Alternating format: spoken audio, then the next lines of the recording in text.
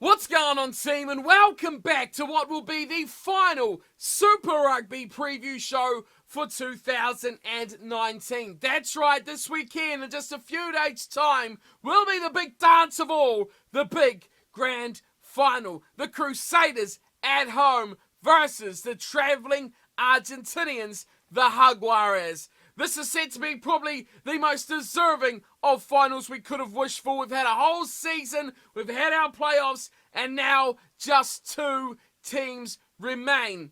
Before we get started, let me know your thoughts in the comments below, who you think is going to win this big final and who you think will be crowned the Super Rugby champions for 2019. And of course, it's only going to be one of two sides, the Crusaders or the Jaguares. For one final time, let's have a look at SuperBru and where all the people sit that have taken part throughout the season, as we always do. Chuck on the hat of champions for one final look for a chance where you guys could become the SuperBru champion. There is, of course, just one game to go. 3 points for the right result, and of course the bonuses for getting the margin as well. But it seems like it may well be done and dusted unless we see some sort of upset inside those top three places. Three Crowns One still sit at the top with a tidy 115.5 points, and he is stiff competition throughout the season, but that really strong quarterfinal round has put him in great stead to take the title for 2019. Nates, who has been up and down that top 10 like a yo-yo, has finally consolidated his place in that number 2 spot, and he'll be hoping to hang on, and he is the one realistic chance to take out that number 1 spot from Three Crowns One. Waka Sadua has stormed up from that mid-teens into a real strong position in number 3 position. He's on 112.5, so he's just over half a point behind Nates, who is further 2 and a bit points behind Three Crowns One. So a lot to go under the bridge yet. We had a really, really good round from the Sandman, who picked up this thing, the yellow cap. Yep, that's right. And that moved him to 110 points. I should not have touched it, should have I?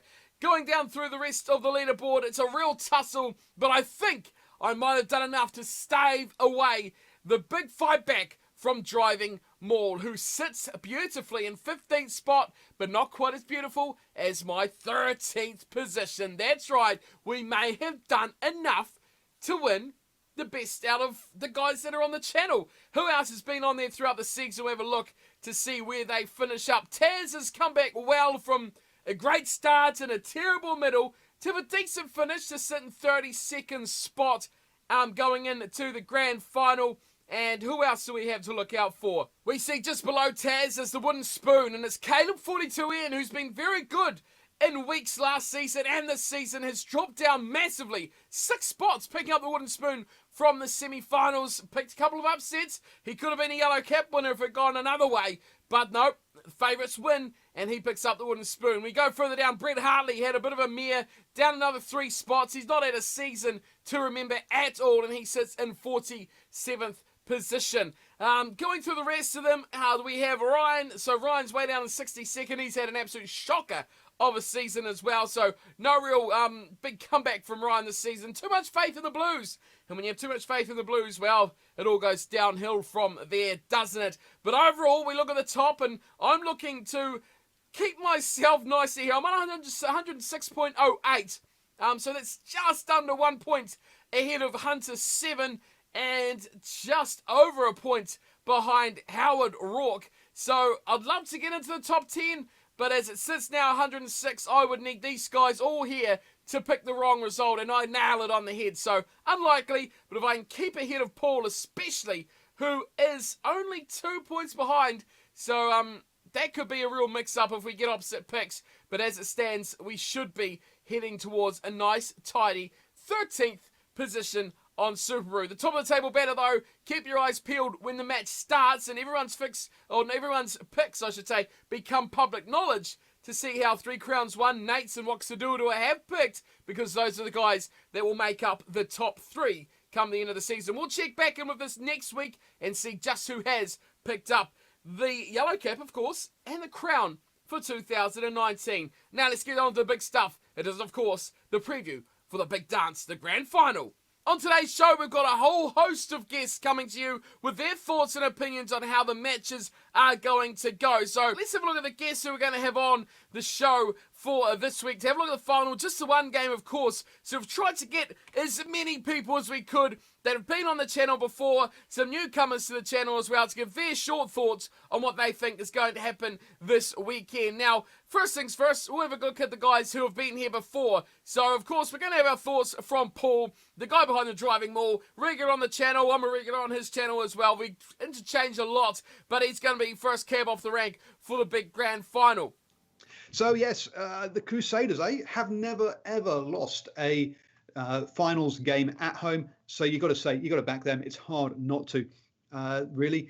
Sure, they're missing a couple of key players in Crotty and Scott Barrett, but hey, the depth in this squad is something pretty impressive. Let's be honest, we'll see Braden Ennor come in for Crotty, which is fine. And then they've got Luke Romano and the other guy, and I've gone blank to what his name is off the top of my head, who can cover at lock. So, hey, the depth isn't a problem for the Crusaders. Missing a couple of players, who cares? Obviously, we care about the players, but from a performance point of view, it's not going to make any difference. You just can't seeing them slip up is really kind of pretty unlikely. From the Jaguares point of view, hey, they've had to travel, but they've shown they can do that this season, which is really kind of cool. They've got over the fact that they've lost Sanchez. They've got a new coach. He's settled in very, very well, and it's all been working fine.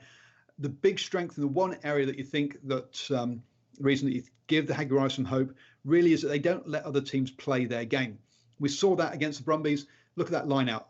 Normally operates at pretty slickly.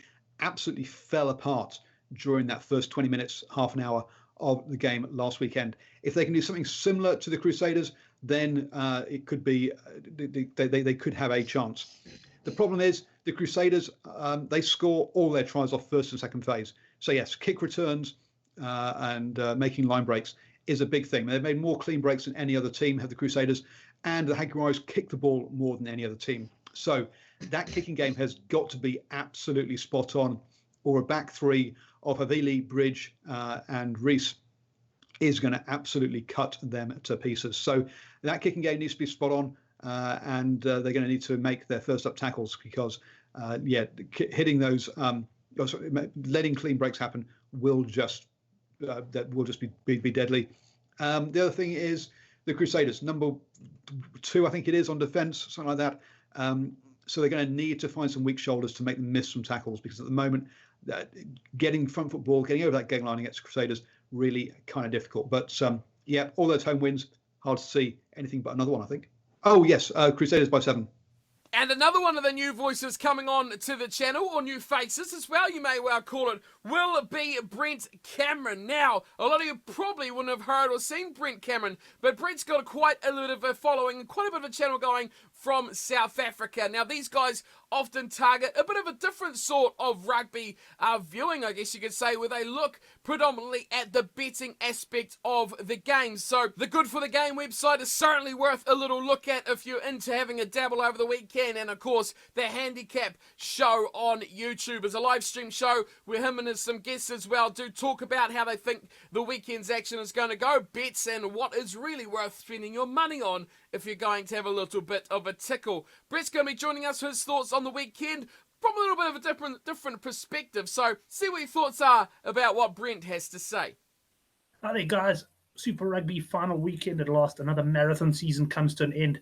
And yes, it's the Crusaders against the Jaguares taking place in Christchurch. First and foremost, I'm just happy this match is in Christchurch and not in Buenos Aires, because here in South Africa, I cannot stay awake all night to watch another rugby game. Anyway, this should be an absolute cracker. Bookmakers opened up 14.5 points Crusaders favourite. And I can tell you that there's been money for the Jaguares all week, gradually getting nibbled at. The handicap line is currently around about the 12.5 point mark. I would not be surprised if this moves in further. We, of course, know that the Crusaders are going to miss 2 of their stars in Barrett and Crotty. And Crotty, in particular, I think, very influential in this Crusaders lineup. Bookmakers clearly worried about the Crusaders in the sense that they've actually, in 6 of their last 8 playoff matches, they would have beaten this handicap. In other words, beaten the team by 13 points or more.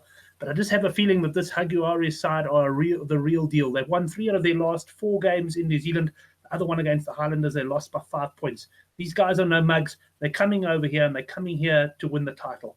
I do think at the end of the day, the Crusaders' pedigree and class will see them through for a narrow victory. But I think we're talking single figures here, guys. I think the Jaguares is going to be very, very competitive, and we're in for an absolute nail-biter of a final. Anyways, enjoy it over there. We're certainly going to be watching 9:30 in the morning South African time.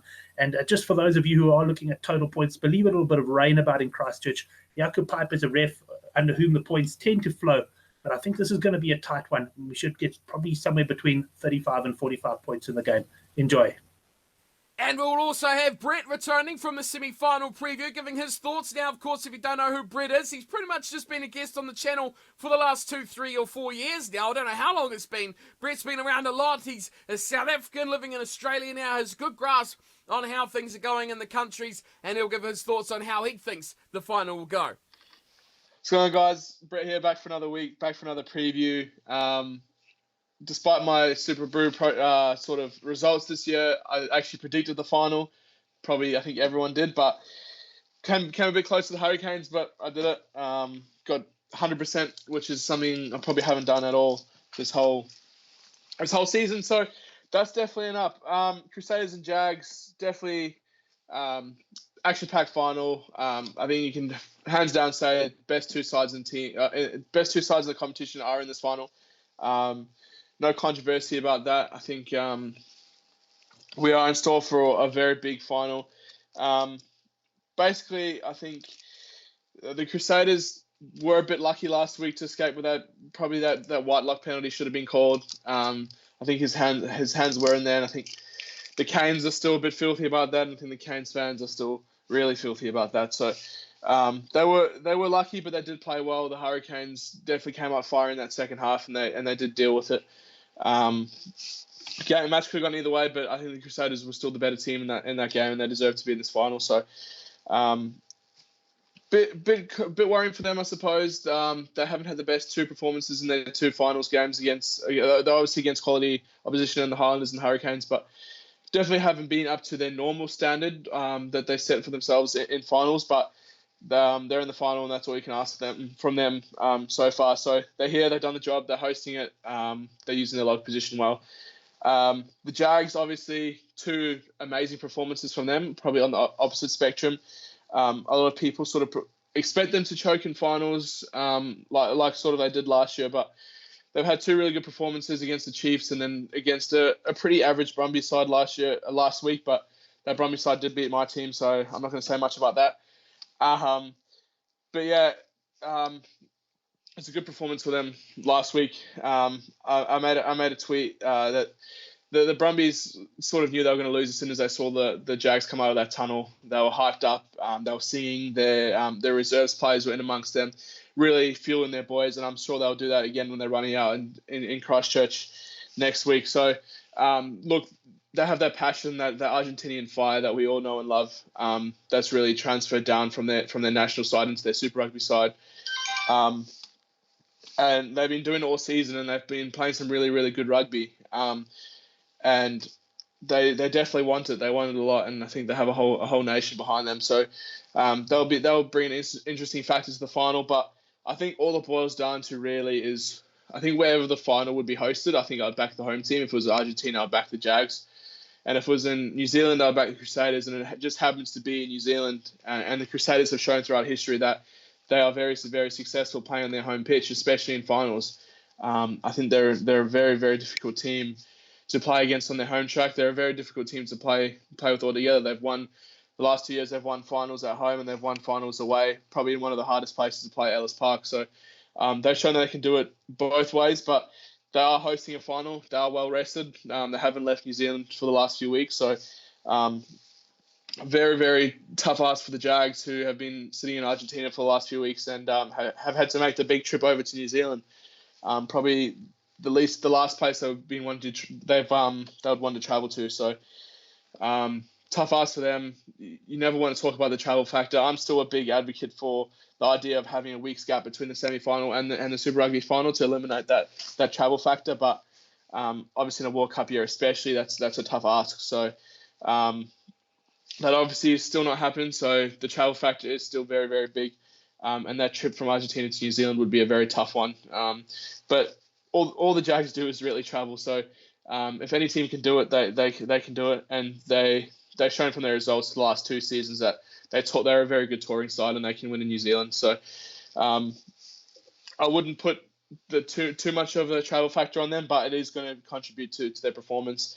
I think it'll be a very close game. I think very forward dominated, depending on the weather, especially if it is a wet game. I think the forwards on both teams would definitely be up for the challenge. Very physical game, as both teams are capable of.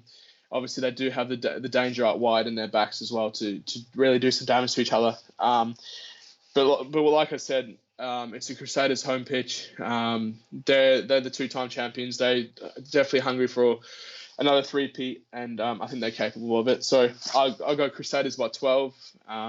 Could be a lot. The reason I say that is just the quality of the Crusaders could be a lot smaller than that, could possibly be bigger. And I definitely wouldn't be counting the Jags out by any means. I'm supporting the Jags. I think it's good for the competition if they win, but just going with my head over my heart for this one. So yeah, I'm saying the Crusaders by 12. Michael Pullman will be joining us with his thoughts on the big matchup as well. And you can check him out at Real Michael Pullman on YouTube. You can check him out on Twitter. All these guys will have Twitter addresses under their name as they're going through it as well. And of course, he has a lot of stuff on disability, but also rugby is his big thing. And of course, he has Accidental Offside podcast, which you can go have a listen to as well, which is always a good little listen. Well, the Super Rugby Final 2019, again, it's all about the Crusaders, and again, that's all we will be talking about at the conclusion of this match on Saturday.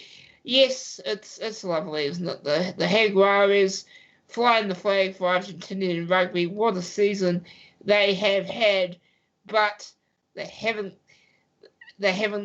taken on this Crusaders side in finals footy. It's a different scenario, ladies and gentlemen. Now, I'll start with the Jaguares. Risky, outlandish, fast, exciting, just everything we need in rugby right now. I love the way they play. I love the belief that this team has, led by a guy like Augustine Creevy, who feels like his grandpa, feels like he's been around that long. What a player. What a player. They are going to need him and all his inspiration. They can kick their goals. They can kick them from anywhere. But what they're going to have to do is score tries. That's where I move on to the Crusaders. Defensively, almost, oh man, untouchable. They keep out tries when they have no right to. So I believe, I'm getting too excited.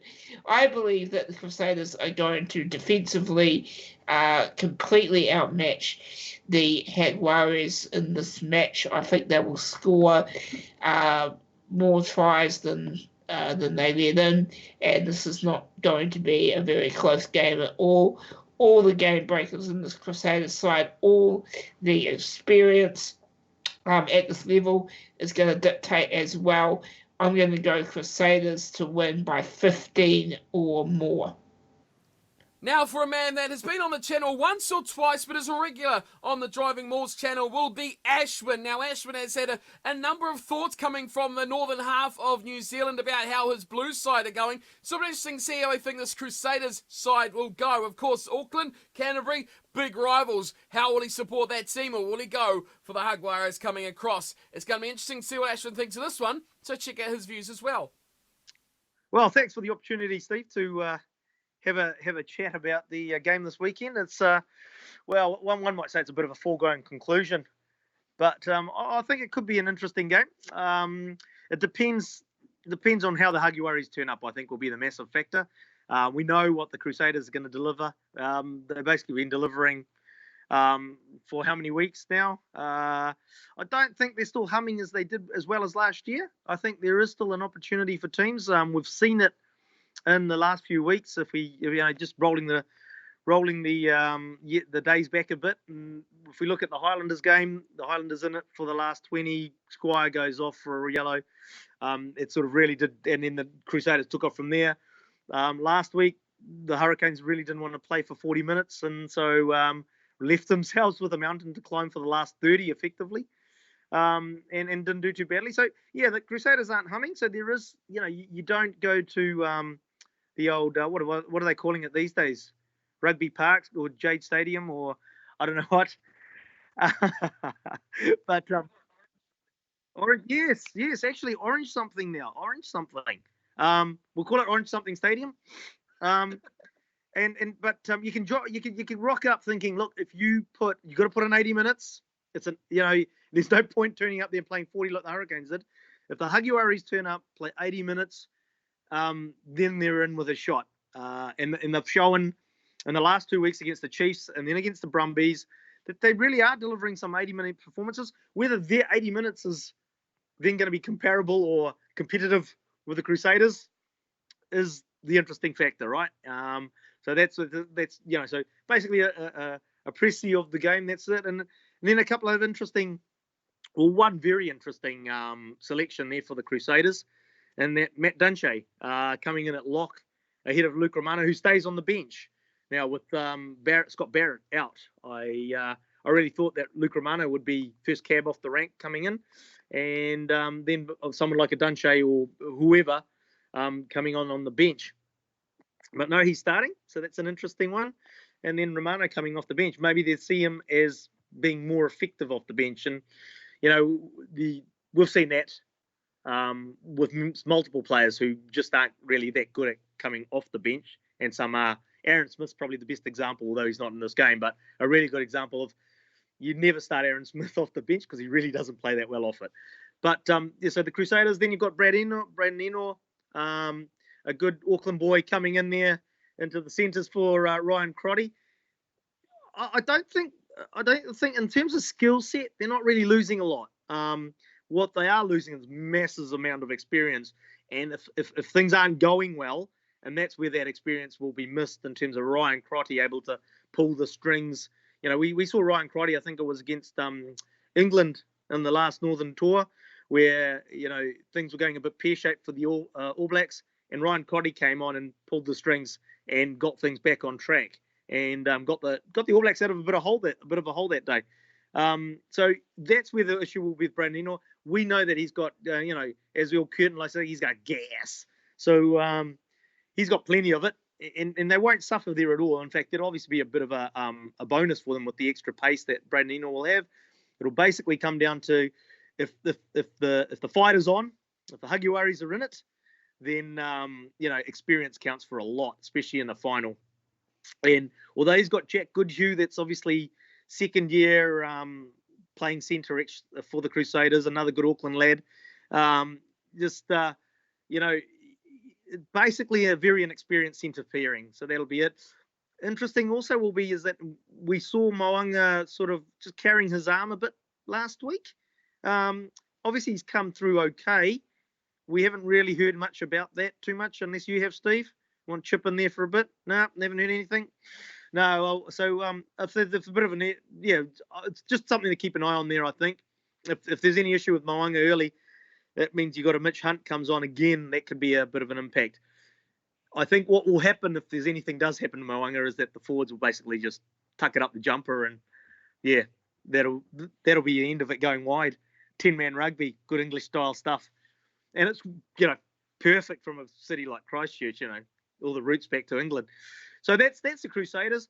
Huggiwaris, look, they've really just, they've stepped up and up and up, really. I mean, everybody thought, look, they'll be top of the South African Conference. Have they got the head for it? Because that's where they've always been let down as, they're looking so good. And that sort of composure, let's say, when things start to go wrong, seems to disappear on them.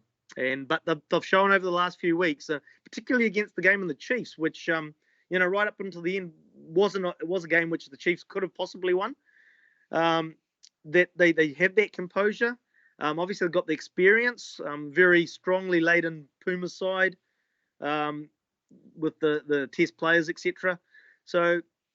And then you've got, they've got so many leaders through that team, and they're performing at the right end of the season. So look, I think if they can keep control of that Latin temperament, they got a big show on Saturday night. I don't think it's a. I mean, you know, you're going to say that the Crusaders are probably 60-70% sort of favourites, but the Huggy, if they can stay in the fight, they'll grow extra leg as the game goes on. Particularly if they're close, if they get ahead, Crusaders are in trouble, because it's like, you know, the good old days when the French used to surprise the All Blacks, and the fact is that, you know, they get ahead, they just sort of grow not an extra leg, but they become or go on 4 legs, and you know, get hungry as well and have a nibble here or there. So look, I mean, I suppose if I was to bet on the game, you know, you wouldn't put the house on the Huggy. You'd probably still put a tenner on the Crusaders. But yeah, look, and I'd expect the Crusaders to come through. But, you know, for the sake of rugby, I really hope that the Huggy turn up and put a good fight in. Not necessarily win, but, you know, put a good fight in. And look, if that last week's game, the Crusaders Hurricanes game, was, you know, the second half in particular really became a cracker. If the Huggy can turn up, then I think we can expect to see another good cracker. Don't know what the weather's like at the moment for this. Hopefully it's a dry track. It'll be dew. If it's a fine, it'll be a dew on the track. That could affect the Huggy, I think, with the style that they've been playing recently.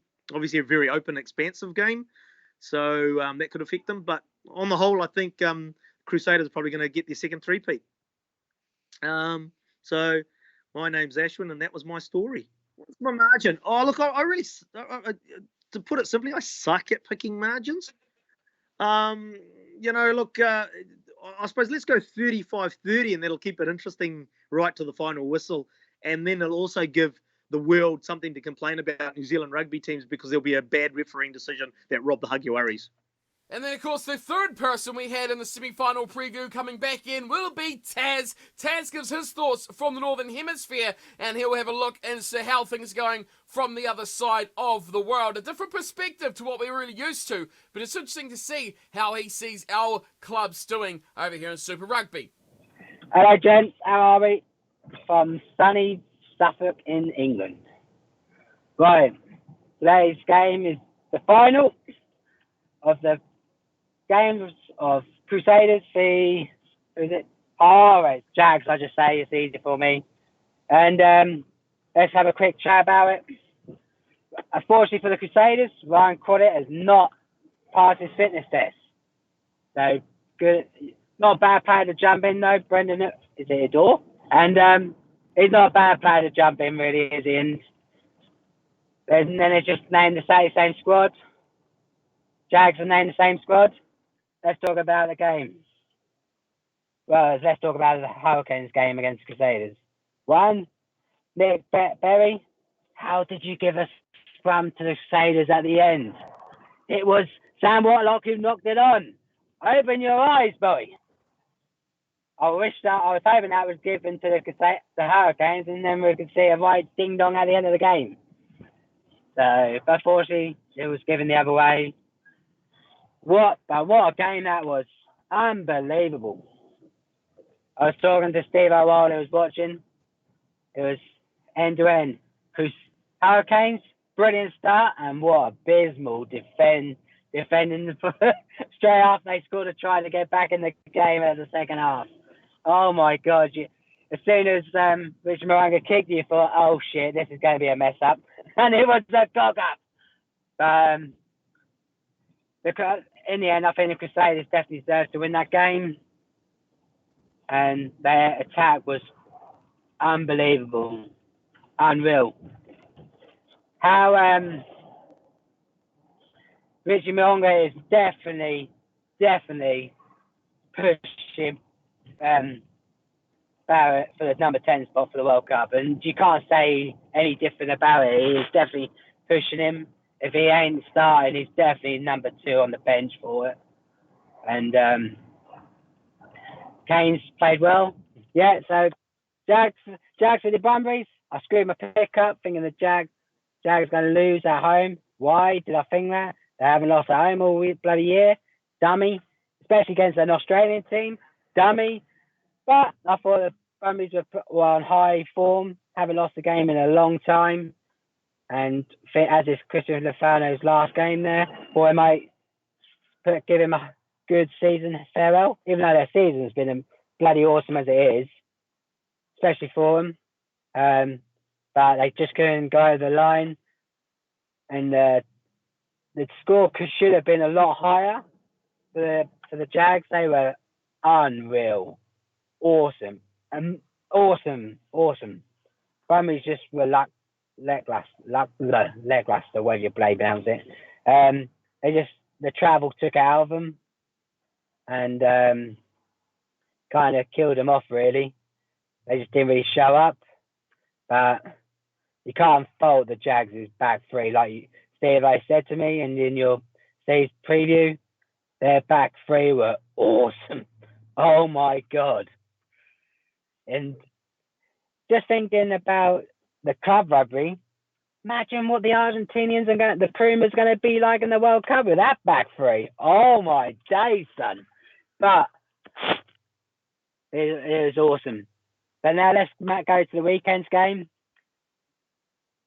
Same lineups, except Brandon all coming in. It's going to be a smashing game to watch. Can't wait for it. I got really much to say about it, to be honest. Just say, let the best team win. Let's see if the Jags can do a miracle and beat the Crusaders at their park again. No one else has done it for the last 3 years. Let's see if someone can do it on the 4th. But I can't see it happening. Even though this year has been proven that the Crusaders are beatable. And they have been beaten at home and that. But they are beatable. But whilst they have a shit performance, they bring it up to the next month and saying, we have had a day off. Let's now show you what we can do. And they have done that. And they weren't that great in the semi-final, but in the final, they know how to win high-pressure games. This is the Jags' first time in the final. And unfortunately, how good the Jags have been, I reckon the Crusaders win by 8. So I can't wait to hear what the rest of the boys will say about it and stuff. And maybe, Steve, I might do a season preview with us lot and talk about the whole season. And maybe a preview of the Rugby Championship and the World Cup. Let's see. But let's go. There we go, boys. That's my pick on sunny Suffolk in England, up in the North Hemisphere. I'll speak to you boys soon. See you later.